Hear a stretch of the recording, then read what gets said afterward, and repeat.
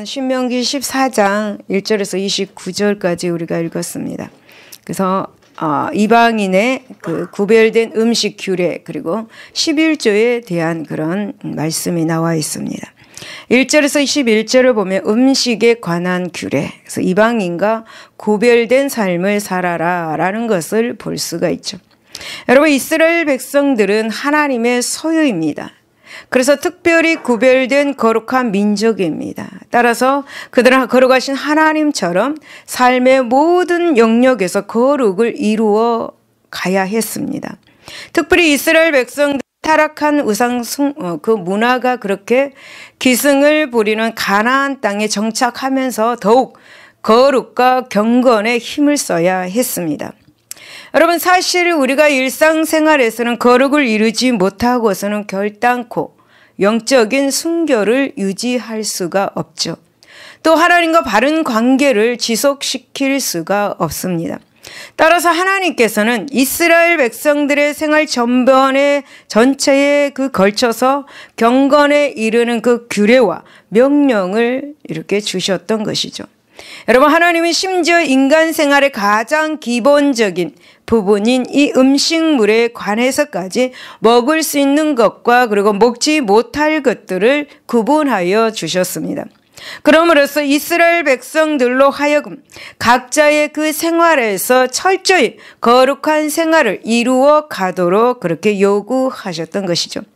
여러분, 하나님께서는 이렇게 마련하신 음식물 규례는 바로 레위기 11장에서 이미 언급한 그런 내용과 거의 동일한 것입니다. 그래서 레위기 11장과 본문에 이렇게 언급된 이 음식에 대한 두 규례를 자세히 한번 살펴보면은 몇 가지 기준에서 정해지고 또 부정한 것과 부정한 것으로 그렇게 구별되어 있음을 알 수 있습니다. 그래서 첫 번째 보면은 위생적인 측면에서 보면은 정한 것과 부정한 것이 구별되어 있습니다. 다시 말씀을 드리면 하나님이 금하신 것들을 한번 살펴보면은 그 섭생상 혹은 환경상 매우 더럽고 불교하다는 사실을 우리가 발견할 수가 있죠. 두 번째 보면은 기질적 측면에서 정한 것과 그렇게 부정이 그렇게 구분되어 있습니다. 즉, 금지된 이 짐승들을 살펴보면은 대부분 포악하고 강교한 것들임을 우리는 볼 수가 있습니다. 그리고 세 번째 보면 영적인 측면에서 보면 정한 것과 부정이 구분되어 있습니다. 즉, 하나님은 이방 우상 숭배자들이 즐기거나 제사에 사용하는 것들을 부정한 것으로 취급하신 것을 볼 수가 있습니다. 그리고 네 번째는 복원적인 측면에서 보면은 정한 것과 부정한 것이 구별되어 있습니다. 다시 말씀을 드리면 하나님은 이스라엘 백성들이 먹어서 건강상 유익이 되지 않는 것들을 부정한 것들로 이렇게 됐고 음식에서 제외시켰던 것을 볼 수가 있습니다. 여러분, 이처럼 하나님은 당신의 백성의 거룩을 위한 구체적이고도 자상한 규례들인 것을 알 수가 있습니다. 그렇다면 본문에서 하나님이 원하시는 거룩에 이르기 위해서는 어떻게 살아가야 하는지를 한번 살펴보도록 하겠습니다. 첫 번째 보면 1절에서 2절입니다. 이 말씀을 보면서 자신의 육체를 멸시하거나 천시하지 말아야 될 것을 알 수가 있습니다. 너희는 너희 하나님 여호와의 자녀이니 죽은 자를 위하여 자기 몸을 베지 말며 눈썹 사이 이마 위에 털을 밀지 말라. 너는 내 하나님 여호와의 성민이라. 여호와께서 지상 만민 중에서 너를 택하여 자기 기업의 백성으로 삼으셨느니라 라고 그렇게 말씀하고 있습니다. 여러분, 자신이 아끼고 사랑하는 사람이 이렇게 죽은 일은 정말 심히 슬픈 일입니다. 따라서 이 땅에 남은 자는 떠난 자를 그렇게 생각을 많이 하죠. 그리고 깊은 그런 상념에 잠기거나 또 눈물을 흘리는 등 여러분 그 아픈 마음을 표현하게 됩니다. 하지만 하나님은 지금 하나님의 자녀들은 이 같은 슬픔의 순간에도 하나님의 백성다운 면모를 잃지 말아야 함을 가르치고 있습니다. 여러분, 그러한 맥락에서 하나님은 오늘 본문을 통해서 타락한 슬픔을 경고하고 있는 것이죠. 그 당시 가나안 땅의 사람들은 죽은 자를 위해서 자신의 몸을 베었습니다. 그리고 죽은 자를 위해서 눈썹 사이 이마이에 털을 밀었습니다.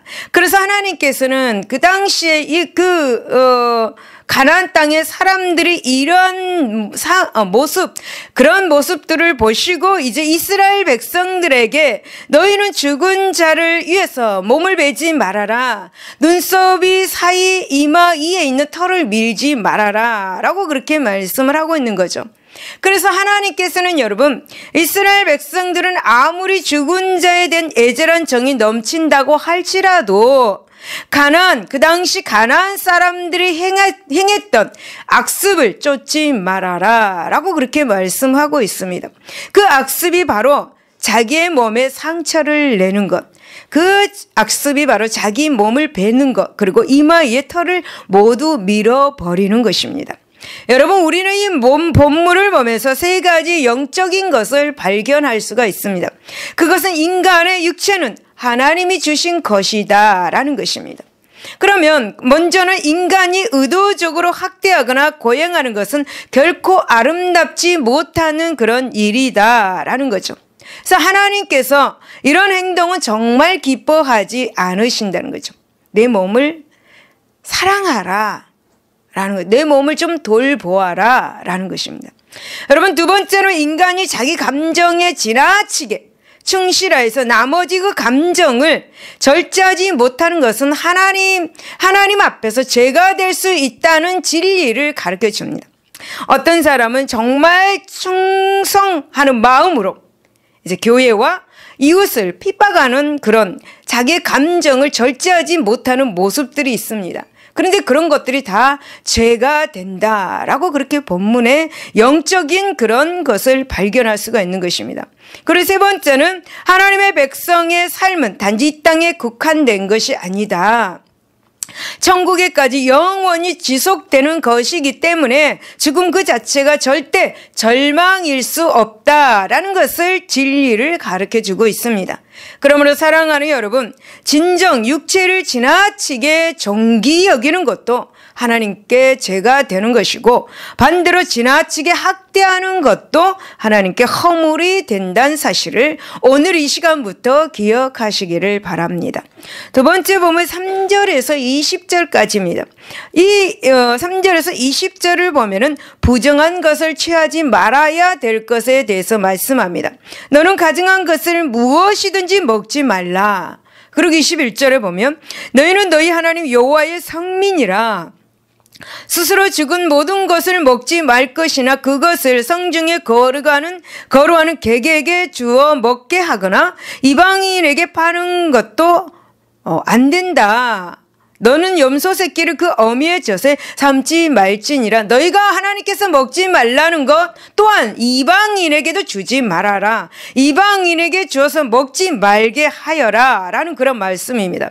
여러분, 하나님은 당신의 백성이 어떤 경우에든지 죄악에 물들지 않고 부패하거나 타락하는 것을 원하시지 않습니다. 여러분, 하나님의 바람은 바로 이스라엘 백성들이 취하는 음식에서조차도 그대로 반영되는 사실을 알 수가 있죠. 여러분, 결국은 무엇입니까? 그렇다면 여러분, 하나님은 당신의 백성들을 매우 하찮은 부정과 더러움으로부터도 보호하시기를 원하고 계신다라는 것입니다. 왜냐하면은 바로 이 같은 조그마한 이 더러움에서부터 인생의 영혼을 망치는 악과 부패가 침투해 오기 때문입니다. 여러분, 죄악과 부패는 엄청난 번식력과 그리고 전염성이 강한 특성을 가지고 있습니다. 죄악과 부패는 우리가 여호수아 7장을 보면 더 잘 알 수가 있습니다. 여호수아 7장 1절을 보면은 이스라엘 자손들이 온전히 바친 물건으로 말미암아 범죄하였으니 이는 유다 지파 세라의 증손 삽디의 손자 갈미의 아들 아간이 온전히 바친 물건을 가졌습니다. 여호와께서 이스라엘 자손들에게 진노하시니라 라고 그렇게 말씀합니다. 여러분, 이스라엘 백성들이 가나안 정복 당시에 전부 하나님께 헌신해야만 했던 이 탈취물을 몰래 취하였습니다. 그 몰래 취함을 통하여서 아이성의 전쟁이 패하였습니다. 이 죄악과 부패는 아이성 패배의 그 원인을 초래했었던 아간의 범죄, 이 아간의 그 욕심, 사소한 욕심 사건에서도 잘 나타내 보이고 있습니다. 여호수아 7장 25절을 보면은 여호수아가 이르되 네가 어찌하여 우리에게 괴롭게 하였느냐? 여호와께서 오늘 내게 괴롭게 하시리라. 너를 가만히 두지 않게 하시리라 라는 거죠. 그러니 온 이스라엘이 그를 돌로 치고 물건들도 돌로 치고 불살랐다라고 말씀합니다. 아간이 어떻게 되었다고 하는 거죠? 아간이 욕심을 부리고 욕심을 부려서 그걸 취했기 때문에 아간이 그 욕심으로 인해서 돌로 쳐 죽였다는 거죠. 그러니까 아간이 돌 맞아 죽었다라는 것입니다. 사랑하는 여러분, 진정 하나님의 사람은 부정한 것과는 영원히 관계가 없는 자로 살아가야 될 줄로 믿습니다. 그러기 위해서는 데살로니가전서 5장 22절에 보면은 각종 부패와 악은 그 모양이라도 단호히 끊어버리는 결단이 오늘 저와 여러분에게 절실히 필요함을 기억하시기를 바랍니다. 세 번째 보면 21절에 보면은 생명을 존중하고 더러운 탐심의 노예가 되지 말아야 함을 가르쳐주고 있죠. 너희는 너희 하나님 여호와의 성민이라. 스스로 죽은 모든 것은 먹지 말 것이니 그것을 성중에 거루하는 객에게 주어 먹게 하거나 이방인에게 파는 것은 가하니라. 너는 염소 새끼를 그 어미의 젖에 삶지 말지니라 라고 말씀합니다. 여러분, 하나님께서 명하신 이 음식 규례 가운데 굉장히 특이한 것이 있습니다. 무엇입니까? 어떤 걸 발견할 수 있습니까? 그것은 뭐냐 하면 염소 새끼를 그 어머니의 젖에 삶지 말라는 것이에요. 당시 가나안 원주민들은 어미 젖에 그 새끼를 삶아서 연한 고기를 먹는 것을 즐겨했다고 합니다. 여러분, 어쨌든 이처럼 탐심이 지나쳐서 아직 엄마의 그러니까 어미의 젖을 떼지 않는 새끼를 죽여가지고 그 어미의 젖을 짜가지고 그 젖으로 삶아 먹었다는 거죠. 여러분, 사람들은 사랑이 깊이 들어있는 어미의 젖에 삶아서 그 고기를 먹었어요. 어떻게 생각하세요? 여러분, 새끼의 생명을 유지시켜주는 힘인 이 어미의 젖에 삶는 것은 무엇인가? 바로 생명을 천시 여겼다라는 것입니다. 생명을 천시 여기는 잔악한 행위다라고 볼 수가 있습니다. 여러분, 이처럼 하찮는 짐승이라고 하여도 자신의 육신적인 만족을 위해서 함부로 대하는 것은 하나님이 싫어하신다. 하찮은 미생물이라 할지라도 생명을 경히 여기는 것은 하나님이 보시기에 결코 아름답지 못한 행동이다라는 것을 볼 수가 있습니다. 여러분, 하나님의 무한한 사랑과 긍휼로 우리는 구원을 얻었습니다. 그렇다면 구원 얻는 우리는 어떻게 해야 하는가?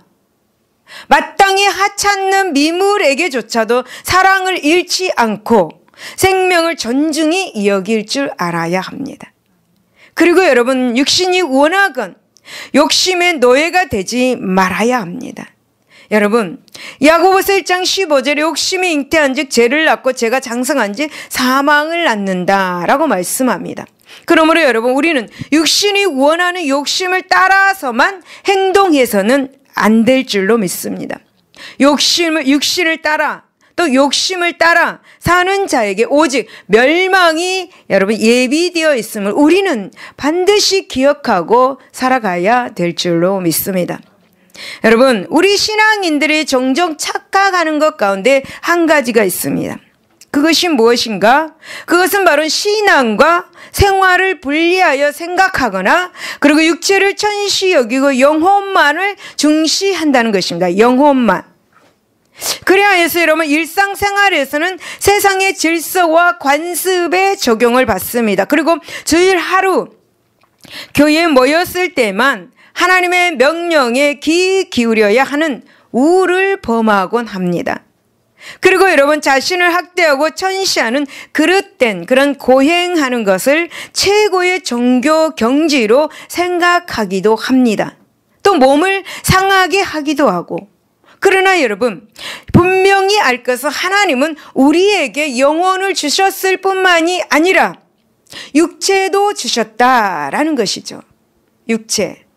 그리고 동전의 양면과 같이 영혼과 육체를 분리하여 생각할 수도 없는 것입니다. 또 신앙과 생활을 분리하여 생각할 수도 없다라는 사실입니다. 그러므로 여러분 우리는 일상생활에서 경건과 거룩을 실천해야죠. 그래서 우리 영혼의 실력을 쌓고 또 하나님이 기뻐할 만한 온전한 인격을 갖추어야 될 줄로 믿습니다. 할렐루야. 22절에서 29절을 보면 11조에 관한 규례입니다. 11조에 담긴 정신을 본문에서 말씀을 합니다. 여러분 이스라엘 백성들에게 있어서 자신이 하나님의 거룩한 그 백성임을 고백하는 한 가지 방법이 있었습니다. 그것이 바로 무엇이냐? 하나님이 명하신 11조를 바치는 것이었습니다. 즉 11조는 종교적인 의무세고 하나님의 백성된 그런 기본 도리에 속했습니다.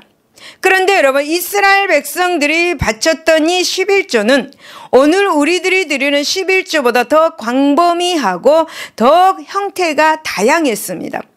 여러분 이스라엘 백성들이 모세 율법을 통해서 들은 이 11조의 그 내용을 한번 살펴보면은 먼저 민수기 18장 21절에서 24절을 보면은 일반적인 11조에 대해서 말씀합니다. 이것이 바로 자신이 거둬들인 소산물 가운데 10분의 1을 구별하여 가지고 자신들을 대신하여 하나님께 봉사하고 있는 레위인들에게 주었습니다. 그리고 민수기 18장 26절에서 29절을 보면은 그 백성들의 11조를 받은 이 레위인들은 다시 그 중에서 또 11조를 10분의 1을 구별하여서 하나님께 거제로 드렸습니다. 물론 거제의 11조는 다시 성소에서 봉사하는 제사장의 분깃으로 그렇게 돌아갔죠. 여러분 이 외에도 이스라엘 백성들이 한 해 동안 베풀어 주시는 그 하나님의 은혜를 감사하기 위해서 하나님의 임재해 있던 그 초소에 성소에 나가서 또 감사의 잔치를 즐길 때에 그 비용으로 사용되도록 바치는 소위 축제의 11조가 있었습니다. 이 축제의 이 11조는 일반 11조를 바치고 난 나머지 10분의 9 가운데서 다시 10분의 1을 구별한 것입니다. 우리가 11조를 드리고 난 다음 10분의 9 가운데서 다시 11조를 떼어서 드리는 것이 소위 축제의 11조다라는 것입니다. 그리고 구제를 위한 11조가 있습니다. 여러분 이것은 안식년을 기준하여서 제3년째와 제6년째 축제의 그 11조를 드리는 대신에 그 헌물로 이스라엘 사회 내에서 이웃의 도움이 절대 필요한 자들 곧 고아 그리고 과부 그리고 나그네 그리고 빈곤한 자들의 그 생계를 후원하도록 하는 11조가 있습니다. 여러분 이렇게 다양한 11조가 있습니다. 그래서 오늘날 우리는 10의 1을 하나님께 드리고 있습니다. 우리는 이 같은 다양한 11조를 통하여서 과연 11조는 어떤 예물인가? 하나님이 요구하신 11조는 어떤 신령한 의미가 담겨 있는지 한번 살펴보도록 하겠습니다. 22절에서 26절을 보면은 11조는 하나님의 주권을 인정하는 예물임을 알 수가 있습니다. 너는 마땅히 매년 토지소산의 11조를 드릴 것이며 그것을 돈으로 바꾸어서 그 돈을 쌓아 가지고 내 하나님이 여호와께 택하신 곳으로 가서 내 마음에 원하는 모든 것을 그 돈으로 사되 소나 양이나 포도주나 독주 등 내 마음에 원하는 모든 것을 구하고 거기 내 하나님 여호와 앞에서 너와 내 권속이 함께 먹고 즐거워할 것이며 라고 그렇게 말씀합니다. 여러분, 하나님이 명하신 이 11조를 드리는 일은 그 무엇보다도 이 세상 모든 만물이 하나님 것이다 라는 것을 인정하는 고백입니다. 또 자신의 소유한 이 모든 재물이 하나님으로부터 왔음을 인정하는 일종의 신앙 고백입니다. 다시 말하면 11조를 드리는 것은 하나님의 절대 주권을 인정하는 신앙에서의 자기 표현인 것입니다. 여러분, 그러한 점에서 11조는 소득의 10분의 1은 하나님 것이다. 그리고 나머지 10분의 1은 내 것이라는 뜻이 아닙니다. 다시 말씀을 드리면 10분의 1은 소득 전체 10분의 10을 대표하는 것입니다. 그러니까 내게 있는 것 모든 것이 바로 하나님의 소유, 하나님이 주신 것임을 인정하는 것이 바로 11조다라는 그런 말이죠. 여러분, 진정 우리가 가진 모든 것, 우주 만물 가운데 하나님으로부터 오지 않는 것이 어디에 있습니까? 여러분, 성경 시편 16편 2절을 보면은 내가 여호와께 아뢰되 주는 나의 주님이시오니 주 밖에는 나의 복이 없다. 다윗은 그렇게 고백하였습니다. 그래서 학해서 2장 8절을 보면 은도 내 것이요 금도 내 것이라 만군의 여호와의 말씀이니라 라고 말씀합니다. 그러니까 은도 금도 다 하나님 것이라는 것이죠. 우리 호주머니 속에 있는 그 물질도 하나님의 것이다 라는 것입니다. 여러분, 로마서 11장 36절을 보면 만물이 주에게서 나오고 주로 말미암고 주에게로 돌아감이라 그에게 영광이 세세에 있을지어다. 아멘 라고 말씀합니다. 여러분, 모든 것이 주께로부터 왔고 주께로 말미암고 주께로 돌아가는 것이 아니겠습니까? 이러한 사실을 믿고 하나님을 인정하는 구체적인 한 방법, 이 방법이 바로 11조임을 기억하시기를 바랍니다. 여러분, 22절에서 26절을 보면 11조는 하나님의 은혜에 감사하는 예물입니다. 너는 마땅히 매년 토지 소산의 11조를 드릴 것이며 라고 말씀합니다. 여러분, 자신이 열심히 일해서 거둬들인 산물 가운데 10분의 1을 특별히 구별해서 하나님께 그렇게 드리는 일을 무거운 의무감으로 해서는 안 됩니다. 마지못해 억지로 해서도 안 됩니다. 여러분, 왜 그렇게 했습니까? 왜 그렇게 했습니까? 여러분, 그것은 11조는 바로 하나님의 은혜에 감사하는 기쁨의 예물이기 때문입니다. 여러분, 그렇습니다. 자신을 절망적인 죄와 영원한 사망에서 구원해 주신 하나님의 은혜를 생각한다면, 그리고 자신이 풍성한 소출을 얻을 수 있도록 햇빛과 비를 주신 하나님의 그 은혜를 생각한다면, 또 직장을 주신 하나님의 은혜를 생각한다면, 또 어떤 역경 속에서도 자신을 사랑하고 이루어하고 계신 하나님의 그 따뜻한 은혜를 생각한다면 어찌 감사하지 않겠습니까? 어찌 즐거이 드리지 않겠습니까? 여러분, 진정 하나님의 은혜를 은혜로 알지 못하는 자는 아무리 삶이 풍요롭고 여유가 있다 할지라도 하나님께 감사할 수 없습니다. 그러나 여러분, 하나님의 은혜를 아는 사람은 한 끼에 끼니까지도 감사합니다. 어려운 그 상황 속에서도 하나님의 은혜를 깊이 깨닫고 사는 자는 능히 하나님께 감사할 수가 있는 것입니다. 할렐루야. 27절에서 29절을 다시 보면은 11절은 이웃에게 사랑을 나누는 예물입니다. 여러분, 내 성읍의 거자는 내 이는 너희 중에 분깃이나 기업이 없는 자이니 또한 저버리지 말지니라. 매 3년 끝에 그의 소산의 10분의 1을 다 내어 내 성읍에 저축하여 너희 중에 분깃이나 기업이 없는 레위인과 내 성중에 거래하는 객과 및 고아와 과부들이 와서 먹고 배부르게 하라. 그리하면 내 하나님 여호와께서 내 손으로 하는 범사에 내게 복을 주시리라 라고 그렇게 말씀합니다. 내 손으로 하는 모든 범사에 복을 주시겠다라고 그렇게 말씀하고 계시죠. 여러분, 11조는 때론 하나님의 일을 전문으로 감당하는 사역자들의 생계를 위해서 사용되기도 하고, 혹은 하나님의 거룩한 사역을 이루어가는 비용으로도 사용되기도 합니다.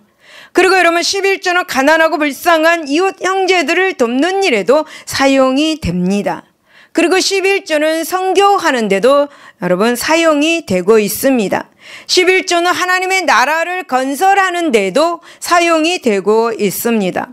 여러분 사실 하나님의 사랑과 은혜를 받는 자는 그 은혜에 감격하여서 주위에 불쌍하고 어려운 형제들을 도울 수 있어야 하죠. 그것이 바로 여러분 하나님의 사랑을 받은 자의 참된 도리입니다. 또한 하나님의 사랑을 널리 나누는 그런 아름다운 것이죠. 교회들도 그렇게 사랑을 나누어야 합니다. 제가 오늘 신문을 보았습니다. 어느 교회의 부교육자님이 그 교회는 좀 그래도 좀 중요한 교회인 것 같습니다. 청년들이 30명 정도 되었다고 합니다. 그런데 그 부교육자님이 이제 기도를 하면서 좋은 아이디어를 냈습니다. 언제 어느 때나 와서 라면을 끓여달라고 하면은 끓여주겠습니다. 라고 그렇게 광고를 냈습니다. 그랬더니 오는 애들마다 라면 끓여달라고 해서 계속해서 라면을 끓여줬습니다. 몇 년 뒤에 250명이 전도가 되었다고 합니다. 할렐루야. 할렐루야. 이웃을 나눠줘야 될 줄로 믿습니다. 이웃에게 하나님의 사랑을 나누어 줘야 될 줄로 믿습니다. 이웃에게 하나님의 사랑을 나누어지는 일이 어디에서 나오겠습니까? 바로 여러분들이 하나님께서 명령하신 그 11조에서 이렇게 아름다운 사랑을 나누어 주는 것입니다. 여러분, 하나님이 주관하고 계신 이 땅에 가난한 자가 있는 이유가 무엇이라고 여러분 생각하십니까?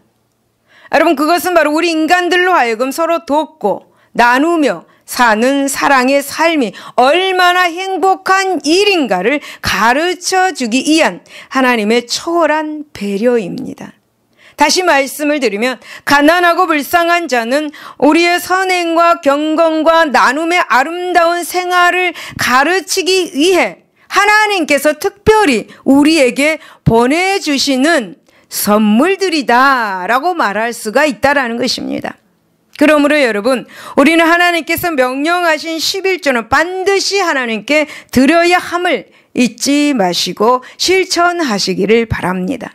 여러분, 말라기 3장 10절에 보면 만군의 여호와가 이르노라 너희 온전한 11조를 창고에 들여 나의 집에 양식이 있게 하고 그것으로 나를 시험하여 내가 하늘 문을 열고 너에게 복을 쌓을 것이 없도록 붙지 아니하나 보라 라고 그렇게 말씀합니다. 하나님께서 명령하신 11조를 드릴 때 하나님은 아까도 제가 말씀드렸듯이 본문에 내 손으로 하는 범사에 내게 복을 주실 것이다 라고 말씀합니다. 할렐루야. 이것을 믿으시고 올 한 해 올바른 11조 하여서 하나님께 복 받는 저와 여러분이 되시기를 바랍니다. 결론입니다. 여러분, 오늘 혹 단지 복을 받기 위해서 11조를 바친다는 사람이 있는가? 11조에 대한 바른 정신을 잊지 않고 있는가?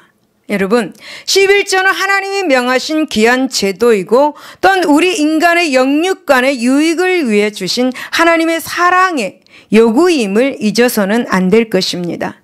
여러분, 물론 11조 생활하는 자에게 하나님은 영육간에 필요한 축복의 은혜를 반드시 내려주신다고 말씀합니다. 하지만 여러분, 우리가 순전히 복을 받을 목적으로는 드려서는 안 된다는 것이죠. 사랑하는 여러분, 진정 11조는 무엇보다 하나님의 주권을 인정하는 신앙 고백이고 하나님의 은혜에 감사하는 자발적인 헌물이고 주위의 불쌍한 이웃에게 따뜻한 사랑을 나누는 귀한 예물임을 기억하시기를 예수 이름으로 축원을 드립니다. 기도하겠습니다.